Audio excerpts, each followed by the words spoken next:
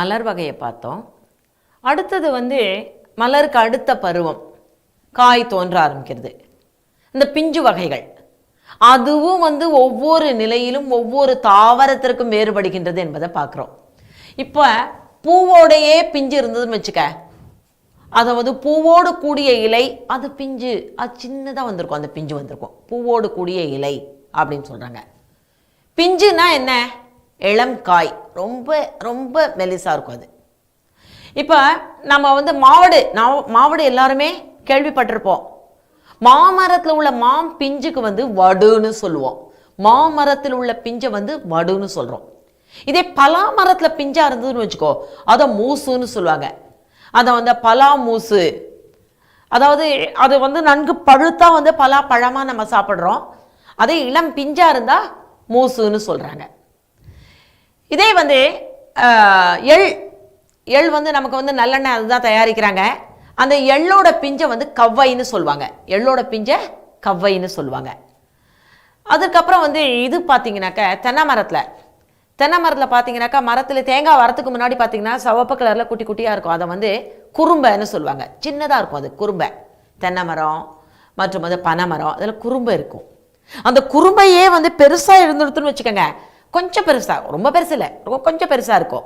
அதை முட்டு குறும்பைன்னு சொல்லுவாங்க. இப்படி பாருங்கள், பேர் ஒவ்வொரு பருவத்துக்கும் ஒவ்வொரு செடிக்கும் பெயர் மாற்றம் என்பது தமிழில் மட்டும்தான் இருக்குன்னு சொல்லலாம். ரொம்ப அற்புதம். அதற்கு அடுத்தது அந்த குறும்பை இன்னும் கொஞ்சம் பெருசாக எடுத்துன்னு, முட்டு குறும்பையும் பெருசாக எடுத்துன்னு வச்சுக்கோங்க. அப்போ முற்றாத தேங்காய் மாதிரி இருக்கும். முற்றாத தேங்காயை இளநீர்னு சொல்லுவாங்க. இளநீக்கா கேட்டிங்கன்னா இளநீக்கா அப்படிம்பாங்க. இதே பாக்கு இருக்குன்னு வச்சுக்கோ, இளம் பாக்கா இருந்தா அதை நுழாய்ன்னு சொல்லுவாங்க. இளம் பாக்க நுழாய், அவங்க நல்லா முத்தினது தான் எடுப்பாங்க. இளம் பாக்க நுழாய்ன்னு சொல்லுவாங்க. இந்த இதில் விவசாயிகளை போய் கேட்டிங்கனாக்க, இளம் நெல்லை என்ன கருக்கலுங்க அப்படிம்பாங்க. அதில் அரிசி அதிகமாக இருக்காது, அதனால் கருக்கல்னு சொல்லுவாங்க. அதே வாழை மரத்தில் பார்த்தீங்கன்னாக்க, திருமணத்துலலாம் திருமண மண்டபத்தில் வாசலில் கட்டியிருப்பாங்க இல்லையா, அந்த கச்சை வாழைக்காய், அது வேற எதுக்கும் முற்றாத காயை கச்சல் என்று சொல்லுவாங்க. புரியுதா? பூம்பிஞ்சுங்கிறது பூவோடு இருக்கிற பிஞ்சு.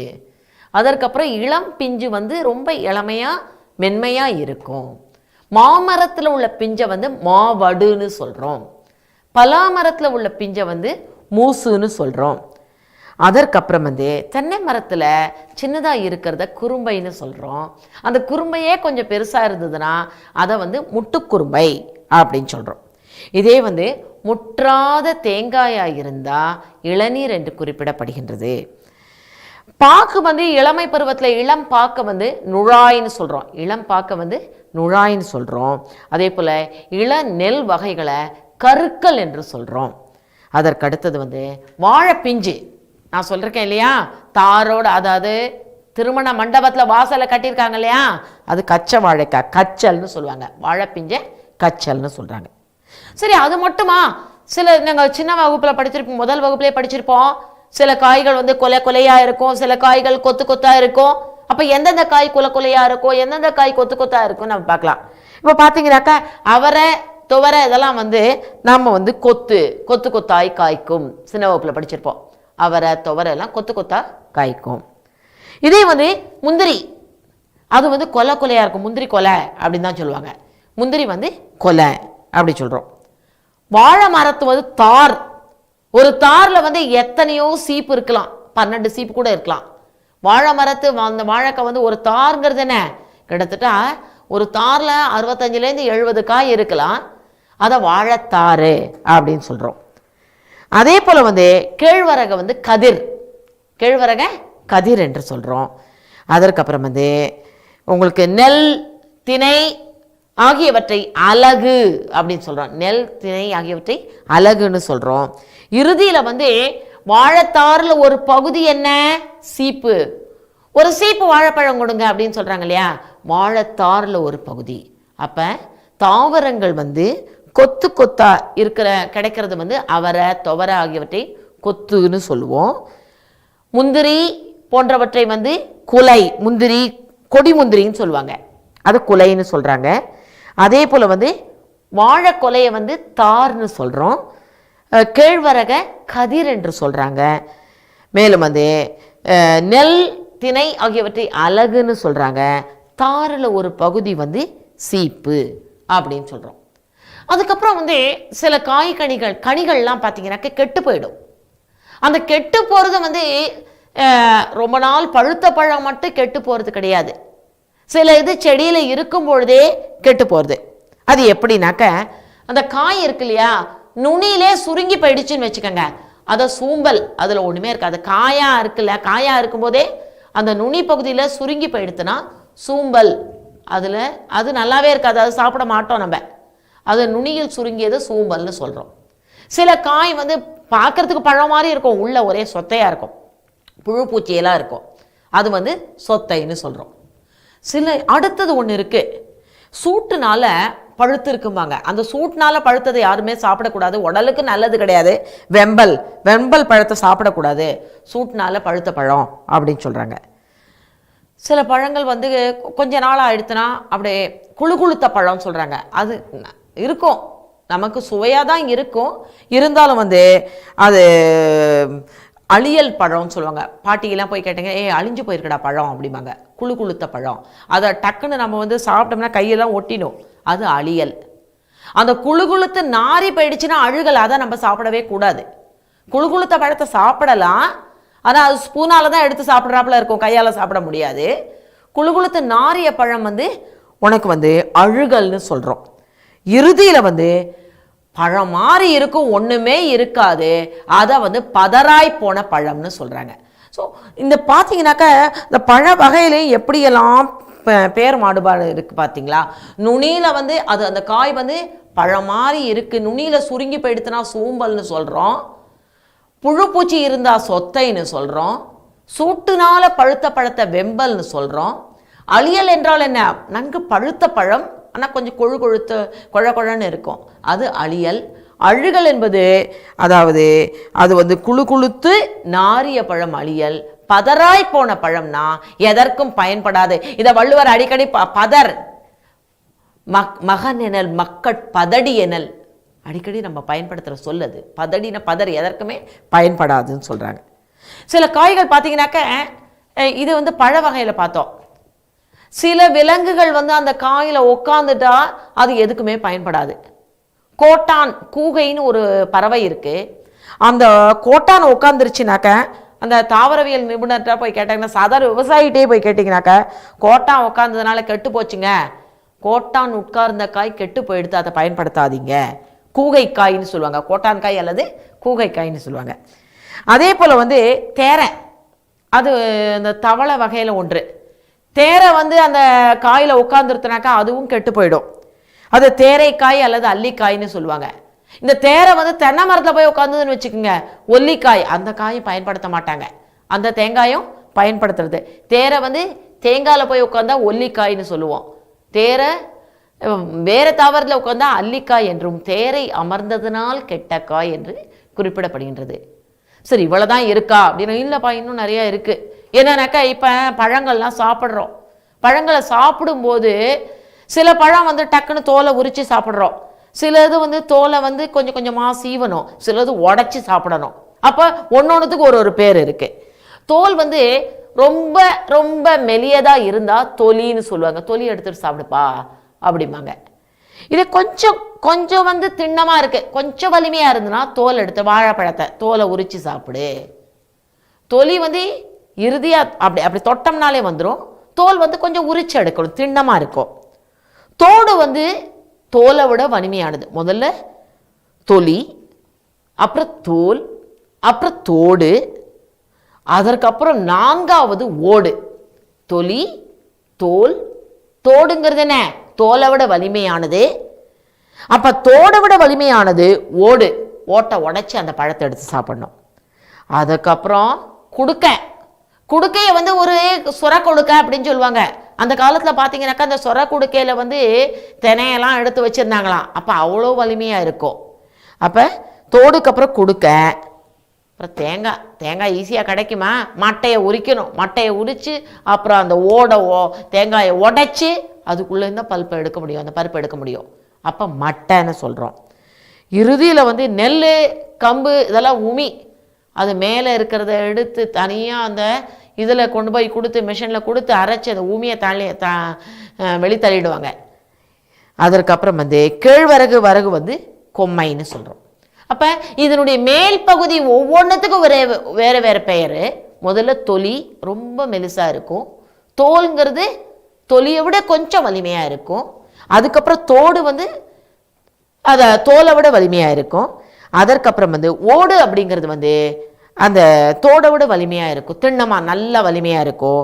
அதற்கப்புறம் குடுக்க அப்படிங்கிறது என்ன, சொர குடுக்க, அதை வந்து நமக்கு வந்து சில கலமாக பாத்திரமாகவே திணை முதலிய பொருள்களை வைப்பதற்குரிய ஒரு பாத்திரமாகவே இந்த குடுக்க இருக்கும். அதற்கப்புறம் வந்து தேங்காய்க்கு மேலே இருக்கிறத மட்டைன்னு சொல்கிறோம். நெல்லுக்கு மேலே இருக்கிறது வந்து உமி, அந்த உமியை எடுத்துட்டு தான் அரிசியை நம்ம பிரித்தெடுக்க முடியும். வரகு கேழ்வரகுகளை வந்து கொம்மை என்று கூறப்படுகின்றது. இது மட்டுமா அப்படின்னா இல்லை, மணி வகைகள் கூலம். ஏன்னா இந்த கூலவாணிகன் சீத்தலை சாத்தனார் என்ற ஒரு தமிழ் ஆசிரியரே, அதை ஒரு தமிழ் கவிஞர் சொல்லியிருக்கார். கூலவாணிகன் சீத்தலை சாத்தனார்னு பேர் கேள்விப்பட்டிருப்போம். கூலவாணிகம்னா கூலம் என்றால் பயிர் வகைகள், நெல் புல், அதாவது நெல் கம்பு கேழ்வரகு இதெல்லாம் விற்கிறவங்க கூல வாணிகர்கள் அப்படின்னு சொல்கிறாங்க. பண்டைய காலத்தில் இருந்திருக்காங்க, இன்றைக்கி இருக்காங்க. நெல் வியாபாரியோ அல்லது வந்து சிறுதானியங்கள் சொல்கிறோம் இல்லையா, கம்பு முதலியவற்றை விற்பவர்கள் முதலியவை கூலம் என்று குறிப்பிடப்படுகின்றது.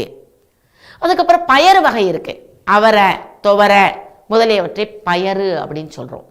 கூலம் என்பது நெல் கம்பு போன்றவை, அதாவது சிறுதானியங்கள் மற்றும் பெருந்தானியங்கள் எல்லாமே. பயறு வகைகள் வந்து அவரை துவரை. கடலை போட்டிருக்கேங்க அப்படிவாங்க. கடலைன்னா வேர்க்கடலை மட்டும் கிடையாது, கொண்டக்கடலை வேர்க்கடலை எல்லாமே போட்டிருக்கிறது. அதுக்கப்புறம் கத்திரி மற்றும் மிளகாயின்னு விதை போட்டிருக்கேம்பாங்க. விதை போட்டிருக்க கத்திரி விதை, மிளகா விதை. அந்த விவசாயிகளுக்கு அவங்க வார்த்தையே அப்படி தான் இருக்கும், குறியீட்டு சொல்ல அப்படி தான் இருக்கும். அதற்கப்புறம் வந்து புளியை வந்து காள் அப்படின்னு சொல்கிறாங்க. அதாவது காஞ்சிரை என்ற ஒரு சொல் இருக்குது, நச்சு மரத்தை காஞ்சிரைன்னு சொல்கிறோம், புளியை காள்னு சொல்கிறோம். காஞ்சிரை என்பது நச்சு மரத்தை. அதற்கு அடுத்தது வந்து வேம்பு ஆமணக்க வந்து என்ன சொல்லுவாங்க, முத்து, வேம்பு முத்து ஆமணக்கு முத்து அப்படின்னு சொல்லுவாங்க. வேப்பம் கொட்டைன்னு சொல்லக்கூடாது, முத்துன்னு தான் சொல்லணும். அதற்கப்புறம் கொட்டை வந்து மாக்கும் பனைக்கும் தான், மாங்கொட்டை பனங்கொட்டை நம்ம கேள்வி, அதாவது அந்த கிராமப்புறங்களில் அந்த பகுதியில் உள்ள மக்கள் வந்து பயன்படுத்துவாங்களா இருக்கும். அதற்கடுத்தது தென்னையோட வித்தை வந்து தேங்காய் வந்து தென்னையோட வித்து. அதுக்கப்புறம் அவரத்துவர முதிரை என்று சொல்கின்றார்கள். கூல வாணிகம் என்பது மிகச் சிறப்பான ஒரு சொல். அதாவது கூலம் என்றால் தானியங்கள், நெல் மற்றும் கம்பு ஆகியவற்றை கூலம் என்றும், அவரை மற்றும் உளுந்து ஆகியவற்றை பயறு வகைகள் என்றும், கடலை வேர்க்கடலை கொண்டக்கடலை கடலை வகைகள் என்றும், கத்தரி மற்றும் வந்து மிளகாயை விதை வகையை கூறுகின்றார்கள். புளியை காள் என்று சொல்கின்றார்கள்.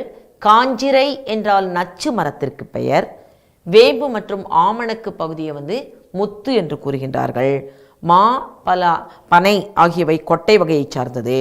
தென்னம் வித்துன்னு சொல்கிறாங்க, அது வந்து தேங்காய். முதிரை என்றால் அவரத்துவர். அதே போல் இளம் பயிர் வகைக்கு வேறு வேறு பெயர் இருக்குது. பூக்கு பார்த்துட்டோம், இலைக்கு பார்த்துட்டோம், தானியங்களுக்கு பார்த்தோம், பழ வகைகள் பார்த்தோம். அடுத்து வந்து இதுக்கு மட்டும் விட்டு வச்சுருக்காங்களா, இல்லை. இப்போ நெல்லை நடுறதுனா நாற்று நடுறதுன்னு சொல்லுவாங்க. நெல் கத்திரி முதலியவற்றை நாற்று நடுதல், இளம் பயிர் வகை இப்படி தான். மேலும் வந்து இப்போ மாங்கன்று புளியங்கன்று, நெல் நாற்று கத்திரி நாற்று, மாங்கன்று புளியங்கன்று. அதற்கப்புறம் வந்து வாழைக்குருத்து வைக்கிறோன்னு சொல்கிறாங்க. அதே போல் வந்து தென்னம்பிள்ளை, வாழைக்குருத்து, இதெல்லாம் மரபு சொற்கள்மா, அடிக்கடி நம்ம சொல்லி பழகணும். நெல் மற்றும் கத்தரியை நாற்று என்று சொல்கிறோம். அதற்கடுத்தது மா புளி ஆகியவற்றை கன்றுன்னு சொல்கிறோம். அதுக்கப்புறம் வாழைக்குருத்து, தென்னம்பிள்ளை, விழா இலை, அதாவது வந்து குட்டின்னு சொல்கிறோம்.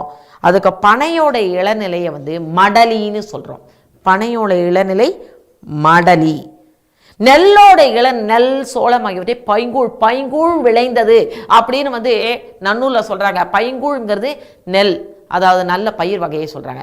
இது பார்த்த உடனே இவருக்கு கால்டுவெல் பல மொழி ஆசிரியர்களுக்கு சொல்கிறாங்க, என்னடா அது, இந்த மாதிரி ஒரு சொல்வளம் வந்து வேறு எந்த மொழியிலுமே கிடையாது, இப்படி அற்புதமான இலக்கிய வளத்தோடு இருக்க அப்படிங்கிறாங்க. அதாவது இலக்கிய வல்லுநர்கள் சாதாரண புல மக்களாலும் நாட்டுப்புற மக்களாலும் வந்து இந்த சொற்கள் கையாளப்படுகின்றது.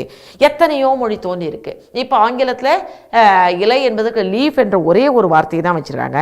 ஆனால் தமிழில் மட்டும் இத்தனை பெயர்கள் அந்த பருவத்திற்கேற்று மாறுபடு இருக்கின்றது. அதே போல் பார்த்தீங்கன்னாக்கா இந்த கூலத்துலேயும் பார்த்தீங்கன்னாக்கா வேறு வேறு பேர். இப்போ கோதுமையை எடுத்துக்கோங்க. கோதுமையை கேட்டிங்கனாக்கா அவங்க 3 வகை 4 வகை தான் சொல்லுவாங்க. கோதுமையை சொல்லும்போது வந்து குண்டு கோதுமை அப்படிம்பாங்க, சம்பா கோதுமை, இது மாதிரி ஒரு 3-4 தான். தமிழில் சொல்லும்போது வந்து கோதுமையை வந்து எடுத்துக்கொண்டால் வந்து சம்பா கோதுமை, குண்டு கோதுமை, வார் கோதுமை. சம்பா கோதுமை, குண்டு கோதுமை, வார் கோதுமை, இது 3 தான். ஆனால் நெல்லில் மொத்தம் 60 வகை இருக்கு. ஒவ்வொரு வேளாண் ஆசிரியர்களும் வந்து புதுசு வேளாண் ஆசிரியர்கள், வேளாண் வல்லுநர்கள் கண்டுபிடிக்கல, சாதாரண விவசாயியே அதற்கு பெயர் வைக்கின்றார். தமிழ்நாட்டு நெல்லில் வந்து செந்நெல், குறிஞ்சி நிலத்தில் பார்க்குறோம், செந்நெல், வெண்ணெல், மலை நெல், நம்ம கருப்பூரில் படிச்சிருப்போம். அதற்கப்புறம் வந்து கார்நெல்ங்கிறாங்க. கார்நெல் அப்படிங்கிறது அந்த மழைக்காலத்தில் பயிரிடப்படக்கூடியது கார்நெல் என்று குறிப்பிடப்படுகின்றது. அதுக்கப்புறம் சம்பா மட்டை, அதற்கப்புறம் வந்து 58 ஆவிரம் பூச்சம்பா, மற்றும் வந்து ஆனைக்கொம்பன் சம்பா, குண்டு சம்பா, சீரகச்சம்பா. சீரகச்சம்பா எல்லாருக்குமே தெரிஞ்சிருக்கும், நமக்கு பிரியாணியை சாப்பிட்றது ரொம்ப பிடிக்கும். அந்த பிரியாணியை தயாரிக்கிறது இந்த சீரகச்சம்பால தான். அந்த ஒவ்வொரு அரிசி வகையும் நமக்கு நல்லா இருக்கும். குதிரவாலி சம்பா, இது மாதிரி 60 வகைகள் இருக்கின்றது.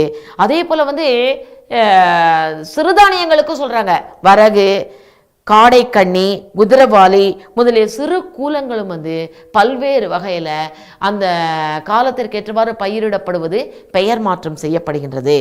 பெயர் வைப்பதில் பழங்காலத்திலேருந்து இன்றைய காலம் வரைக்கும் நம்முடைய தாவரவியல் நிபுணர்களோ விவசாயிகளோ வந்து கொஞ்சம் கூட சளைத்தவர்களே என்று சொல்லலாம்.